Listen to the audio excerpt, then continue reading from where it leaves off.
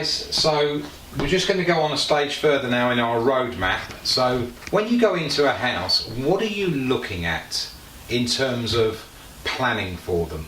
What are we going to actually put in place for them? Well, as I say, everything I say, my sort of disclaimer is it's generic.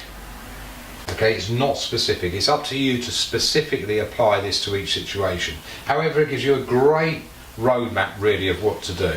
So I'm going to take a scenario now where we have a wealthy couple, and again the taxation side I'm not going to go into, might influence what you do.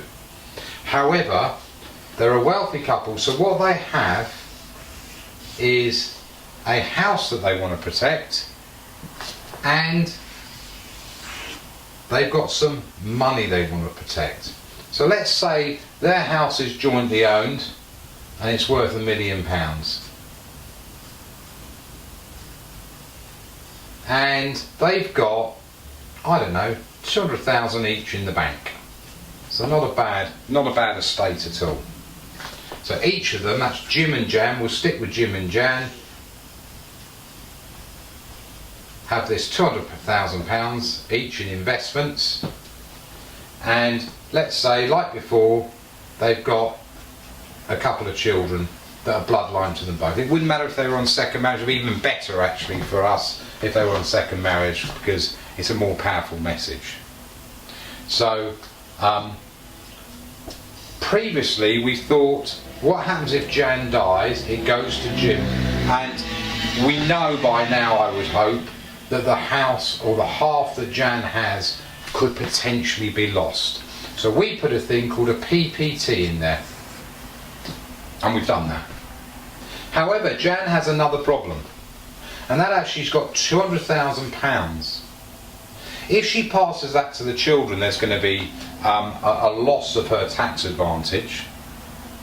But if she passes it to Jim, then just like Jim could go and get married and divorced up here and lose her half of the house, he could do exactly the same with her money. So what do we do?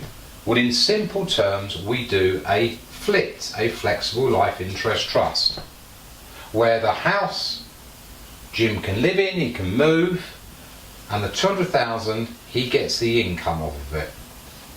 He never owns the 200,000. You can also give him loans, and you can make it, they're flexible, but he can actually take it if he's desperate. Maybe he has no money, so you can have that sort of backdoor. But the planning side is that the 200,000 is safe because he can just take the income. If he borrows it, he's got to pay it back. So the same as Jan's house is protected, her 200,000 is, because if he goes and gets divorced, bankrupt, or goes into care, because this is a loan, then it cannot be lost. And then on the death of Jan, the half of the house and the 200,000 goes to the children. And that's what we call a flexible life interest trust. For wealthy people, that's good solid planning for you to consider.